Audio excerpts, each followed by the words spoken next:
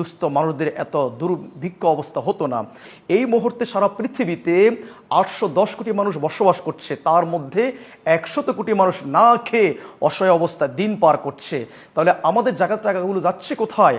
আমাদের টাকাগুলো দিয়ে আজকের বিশ্বের আমাদের ইসলামের শত্রুরা যারা 65টি পৃথিবী ধ্বংস করার মতন অস্ত্র তারা নির্মাণ করছে মুসলমানদের ধ্বংস করার জন্যে। আমরা এক প্রান্তে বসে ইফতার করছি, 22-30 আইটেমের ইফতার, আরেক প্রান্তে আমার ফিলিস্তিনের মা বোনেরা দিন রাত পার করছে গুলির ভয়ে, কোন সময় গুলি এসে তাদের জীবনটাকে ধ্বংস করে দেয়। আসুন প্রিয় দর্শকবৃন্দ, রব্বুল আলামিন যে 8টি খাতের কথা বলেছেন জাকাত দেওয়ার জন্য, এই 8টি খাতের বাহিরে গিয়ে আপনি যদি জাকাত দেন আপনার জাকাত হবে না। সূরা তাওবা 60 নম্বর আয়াতে রব্বুল আলামিন বলেন ইন্নামাস সাদাকাতু লিল ফুকারাই। 1 নম্বর হচ্ছে ফকিরদের তোমরা জাকাত দাও। ফকির কারা? যার কিছুই নেই সেই ফকির। 2 নম্বর হলো ওয়াল মাসাকিন, যে মিসকিন তোমরা তাকে জাকাত দিয়ে আসো। মিসকিন কারা?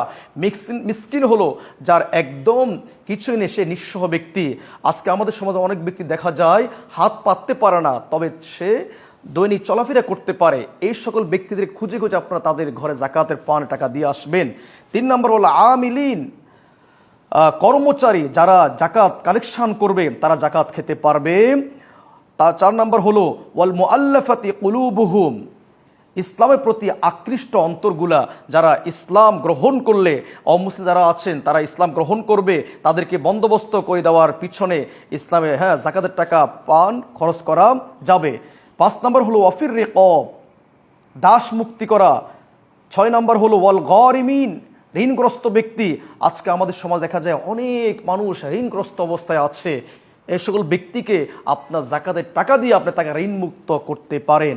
7 নম্বর হলো ওয়াফি সাবিলিল্লাহ, আল্লাহর রাস্তায় জাকাত দেওয়া। ইমাম আবু হানিফা বলেছেন ফকির আর মিসকিনদেরকে তোমরা বেশি বেশি জাকাত দাও। আর ইমাম শাফি, ইমাম আহমদ বলেছেন ওয়াফি সাবিলিল্লাহ, তোমরা আল্লাহ রাস্তায় জাকাত দাও। আল্লাহ রাস্তায় বলতে এখানে এটা বোঝানো হয়েছে মাদ্রাসার ছাত্ররা কিতাব কিনতে পারে না, মাদ্রাসার ছাত্র টাকার জন্য পড়াশোনা করতে পারে না, যারা দিনের কাজ করে তোমরা তাদেরকে জাকাতের টাকা দিয়ে তোমরা তাদেরকে খেদমত করো, কিতাব কিনে দাও, তোমরা তাদের ভরণ পোষণ ব্যবস্থা করে দাও।